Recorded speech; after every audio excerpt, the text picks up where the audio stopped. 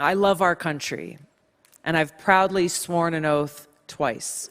First, as a soldier enlisting because of the terrorist attacks on 9/11, and again as a member of Congress, where I served for 8 years. That oath swearing to uphold and defend the Constitution of the United States against all enemies, foreign and domestic.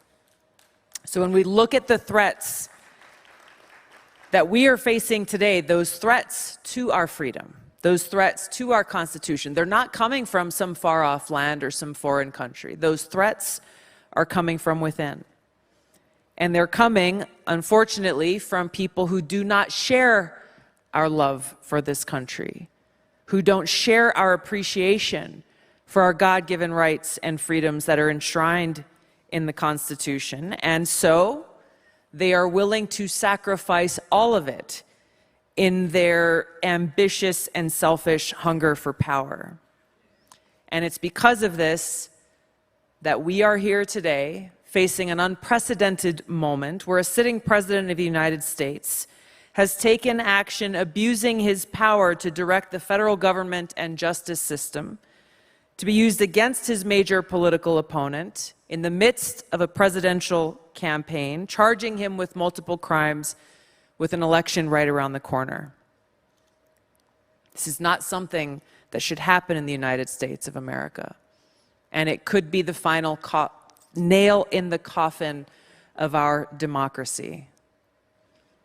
Now, President Biden likes to talk to us about how he is a champion for democracy, both here in the United States and around the world. But when you look at his actions, it tells a very different story.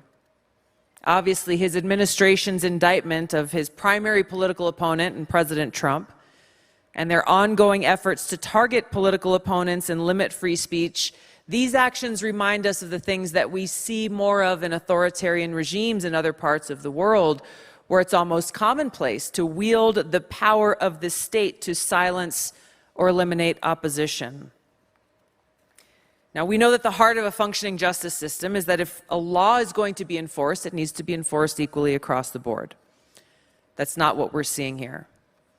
So my question for Biden supporters and the TV talking heads and pundits who are celebrating this indictment of President Trump, saying, hey, no one is above the law, my question for them is, where were you when James Comey decided not to charge Hillary Clinton with any crimes, even after speaking at great length about her many offenses, mishandling high-level national security documents?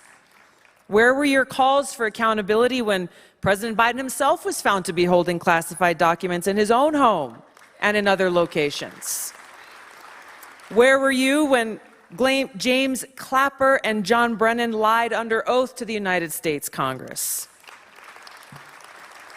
And what about the accountability for the 51 senior former intelligence officials who intentionally made this baseless public statement at the behest of the Biden campaign with the specific intent of withholding information, the content of Hunter Biden's laptop, from voters, labeling it as Russian disinformation? How many times have we heard that before? Because they did not want us to be influenced by what was there and potentially have that impact the way that we voted in that election. And what about accountability for the FBI, those in the FBI who knowingly spread the Russia collusion hoax to try to undermine President Trump? It is heartbreaking to stand here with you today knowing that these are just a few of the examples. This is not a complete list, but it's evidence of the arrogance and blatant disregard for the American people, the rule of law, and our democracy that those in power have. This is why these things that I'm talking about, this should not just be of concern to Republicans. This is something that should be of concern to every American who values the rule of law, who understands that it's essential for our democracy.